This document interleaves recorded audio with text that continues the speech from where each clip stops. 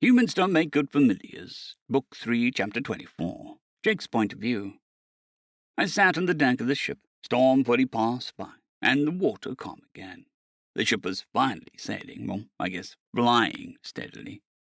The Emma flew around, fixing things with magic that got damaged during the storm, growing food for the crew in a giant dirt pit in the center of the deck, or just cleaning up. It was just another noon, so the pit was still filled with plants from everyone's growing their seeds, and they were getting ready to clear away the shrubs. Then an idea occurred to me. "Excuse me," I said, interrupting one of the crew members who was about to pull various vines, shrubs, and small trees out of the dirt with magic. Yes. Oh, sorry, did you want to grow something before I rip everything up? She asked. No, actually, I already had a sandwich. What do you usually do with the plants after ripping them up? We just toss them overboard. Why? She seemed confused, either at not knowing what a sandwich was or over what I asked. I was hoping I could keep some of them still alive, and I want to practice some spells on them. Well, as long as you're willing to toss them over after you finished. Wait, they are not fire spells, right? Or anything that could hurt the very wooden ship we are currently perched on? No, not fire spells, and I'll be careful not to hurt the ship, I assured her. Okay, you probably need the captain's permission first, but I will wait to throw them off until you get a yes or no. Captain is in his quarters below deck on the tail side. Thanks, I said, and made my way back to the back of the ship. There was a large open well in the deck near the ship's directional sail, which I heard someone call a tilt sail. Crawling inside the well and dropping about 3 feet to the deck below, and falling on my butt in the process, I heard a male voice call out from somewhere behind me, through the dim light of one of those glowing braids. I saw a small head pop out from behind a tiny curtain overlooking the box. "What was that? Sounded like a Borog fell over. Sorry, Captain. It's just me. I can't fly, and, I had to fall," I said, standing back up. "Well, tell me what you want already, so that I can get back to sleep," he said gruffly. "Can I use the leftover plants from everyone growing lunch and practice my spells?" "Are they fire spells?" "No." "Then I don't care. Now get out," he said, putting his head back into the curtain. "Thank you, sir." Looking back at the edge of the hole above me, I realized how far away it was, so much that even my hands above my head, jumping several times, I still came up short. "Will you quiet down?" the ship's captain shouted. "Sorry, sir," I said. I looked back up at the edge, just out of my reach. From behind the curtain, a very small, annoyed and tired voice asked, "You're stuck, aren't you?" "What? Me? Stuck? No, I'm not stuck. What would make you think that?" I told him, then immediately contacted Suva using our private connection. "Suva, can you summon me? I'm stuck." "Then leave already," the captain shouted from behind the curtain, just before I disappeared. I reappeared back at Suma's box, just a short walk away from the plants and shipbound garden. "Captain agreed," I told the worker. All yours, then. Just be sure to toss them when you are finished, she said, and flew away to her next task. I spent a few hours practicing using the rot spell. I'd do one of the affected the whole plant, then try and focus on so that a single leaf withered, with varying success with everything. Sometimes the spell would cause the whole plant to turn black and crumble to dust. Other times it would go grey and get stiff, like it was petrifying. Once the plant was used up, I'd toss it overboard, which resulted in me accidentally smacking an Emma who was flying past with a bouquet of rotten leaves once. He squawked and started chirping loudly, but I couldn't understand him. According to another crewmate, he was cussing me out in his native tongue. Suma healed him, apologized, and he gave me the stink eye before leaving. Suma and I decided that it was probably best not to ask to learn whatever language he was using. After that, dropping the used plants overboard became standard for me, rather than tossing them. Just as I was on the last of the plants, one of the crew approached me. "What's wrong with your magic?" he asked. It was a reddish-blue Niema, a bit taller than Suma, who sounded apprehensive. "You mean the spell?" I asked, thinking he meant the rotting effect. "No, I mean your manner. When you cast a spell, it feels wrong somehow." I think Suma and the others have mentioned that once or twice, sir. I have chaos magic, and they say it feels weird to them, but I can't feel magic at all, so..." Niema looked down, his feathers puffed up, and his glitter dimmed. "My sincere condolences. I did not mean to bring up such a sensitive topic. Please forgive me. No, it's fine, don't. Unfortunately, he flew away in a rush before my sentence was finished, almost leaving some of his feathers behind, trying to get away from a perceived awkward situation. Whatever, I said, and dropped the last of the ponds into the water below. By then it was nearing sundown, and my stomach was growling.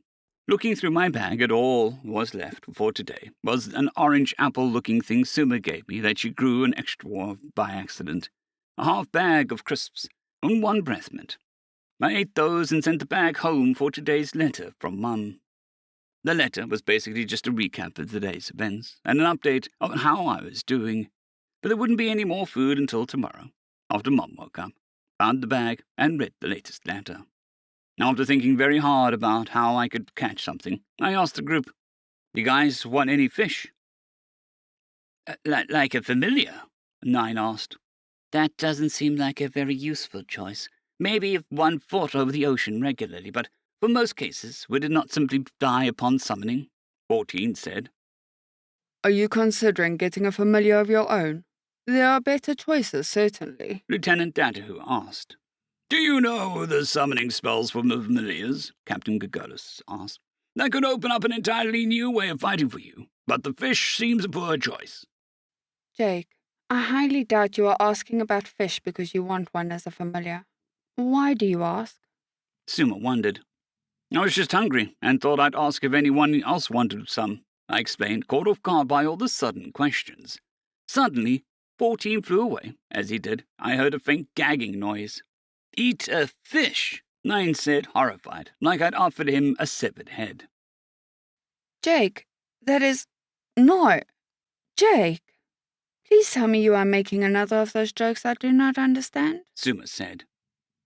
"What's wrong with fish?" I asked, confused. "It's fish," 9 said. "They are slimy, weird, and gross." "I would like one," Captain Gagolus said. As would I. Lieutenant Datahu agreed. What? 9 and Suma both yelled. "Seriously?" 9 asked. Yes, and since both the base and royal capital are landlocked, finding anyone who both has a fish and knows how to prepare it is essentially impossible. "Do you know, Jake?" Captain asked. "Yeah, I grew up fishing with my dad, plus I live on an island, so we eat a lot of seafood." A few minutes later, while I was using magic to lift large amounts of water to search for fish, I heard a small voice behind me. It was Suma. Dragons, I know I have not prayed to you since I was very young, but if you are listening, please come back and take us to your perfect lands before Jake makes me try fish. Turns out Niamh are fans of sushi, because both Captain Gagolus and Lieutenant Datu assumed that we would be eating the fish raw, and were very surprised when I started boiling water in a pot made of sculpted wood. Since I couldn't use fire, I had to directly heat the water with magic, which caused warping on the wood and pouring boiling water onto the deck. But thankfully, no one was hurt. An hour later, my belly was full of wild-caught boiled fish, with 2 Niamh asking for seconds for the raw fish. I didn't think about asking for permission to use fire magic, but on a wooden ship, it seemed to be a bad idea. Besides, most Niamh start to get nervous whenever I use my purple flyer, which is what I've gotten used to using in the last year. Just after fixing sculpted wood, a pot I made, ready for another round, a call from above our heads rang out. "Pirates! Sunset side, 3 minutes away! 1 scout spotted!" Everyone flew around, calling out orders in a rush. Dozens of Niamh all around began casting spells. Some of the spells turned the outer hull into spiked mess, with hundreds of 20-centimeter-long wooden stakes pointing outwards. The eyes of all the crew glowed with a multitude of colours. The only ones left with nothing to do were our squadron. "Captain Gagolus, should we do something too?" 14 asked. "No, this is their ship and their fight. They know how to handle it. We would only get in their way," he said. So we all sat, all perched like knots on a log. I tried to look for the pirates, but saw nothing in the distance. The seconds felt like minutes, the minutes like hours. Until finally, the whole ship shook suddenly. "Contact, below water," somebody nearby shouted. A group of 6 Niamh flew into the air and began circling the ship, then shouted back, "3 familiars, 1 DOA." The ship's captain flew up at them, or maybe he was already there, and I simply hadn't noticed in the chaos. "Teams 1 and 3 drive off the familiars. 2 and 4 begin anti-ship spells. Team 5 give us more speed." As he was giving orders, I noted something in the water. A fin easily a meter long broke through the surface. "Brace! Brace!" a voice above the ship called.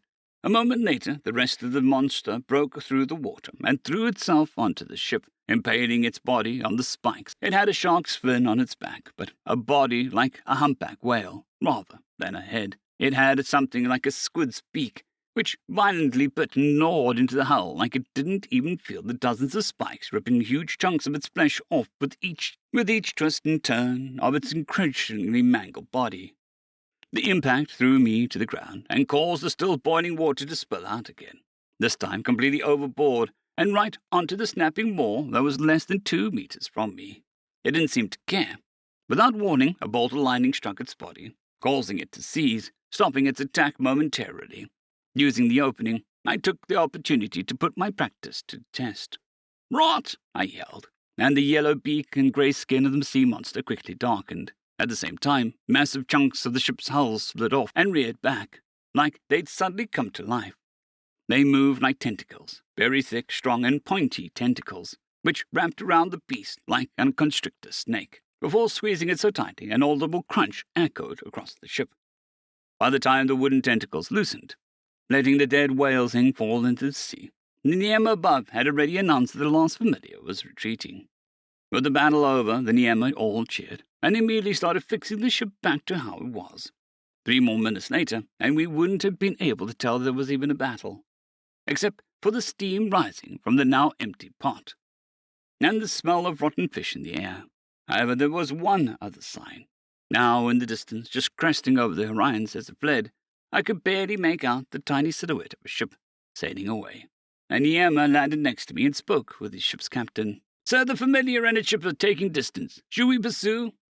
"No, we've chased them away. They will be enough for today. Our mission for the voyage is not to hunt pirates, but to deliver the squadron, and we cannot delay the mission," he replied. My mind wandered for a second, like it was being guided by something else.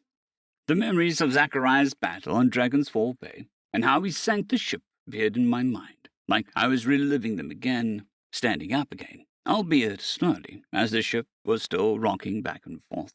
I turned to both my captain and the ships. "I might have an idea," I suggested. Jake? "What if I can sink it from here? I could use my chaos magic to rot the hull.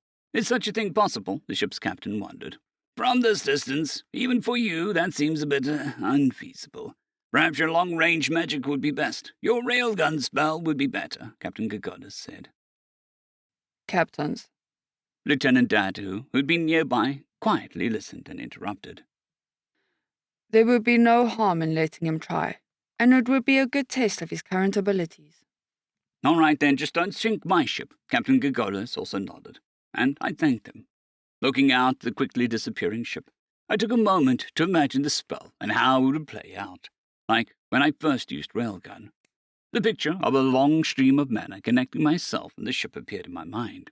Then images of the ship's wood all rotting away, turning into mulch and falling apart played out. The rot would start on the contact point between my mana and the ship. Any metal, as I pictured it in my mind, would rust and crumble. It would spread to Niema, touching the rot too, like a plague. And then I cast the spell. "Rot," I said simply, and felt a split second of dizziness, but decided to ignore it for now, as it quickly vanished, chalking it up to either seasickness or the spell using more mana than I thought it would. There was a moment of silence before the ship's captain ordered one of the crew to go scout the outcome. "That felt like quite a lot of mana being released now. Well, are you okay?" he asked. "Just a bit dizzy for a second, but fine now." Jake's mana reserve is plentiful. Suma said, but really, I could feel through our connection she was very proud to say it, and I could hear a bit of smugness in the tone to boot. A minute later the scout returned. His feathers were puffed up, and he'd lost almost all of his glittery sparkle. "They're sinking, Captain." "Are you all right, crewman? You look like you've seen a black worm." "Ready to pluck you," the ship's captain said. "What about the ship's crew? Are they setting their sails towards—" "They're dead, sir. Almost all of them." "Oh. Looks like your spell did more than sink the ship then, familiar. Good work. What are the survivors, crewman?" "Headed towards land, sir. Maybe Cambrin, or part of Turdre." That might not be good. If they are working with the Southern Union, then word of our arrival could split. Don't think they'll make it to the mainland, sir. And why is that? They did not look very healthy, like they were getting ready to fall out of the sky from just flapping their wings. By the dragons, familiar, what kind of spell did you cast? I started to say, suddenly feeling very ashamed. I knew what had to be done and why I was doing it, but still. That'll be quite enough. My team needs rest, and after that battle, so must your crew.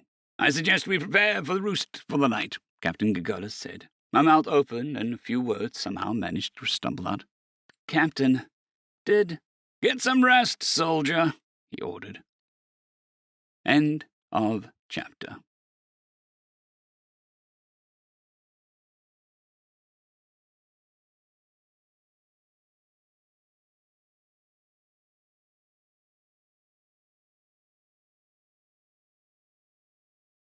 I'd greatly like to thank our Tier 5 channel members, Casper Arnholtz, John Creighton, Manatharia, 050, Dragzoon W.R.E, and Elijah Silvercross. Thank you very much.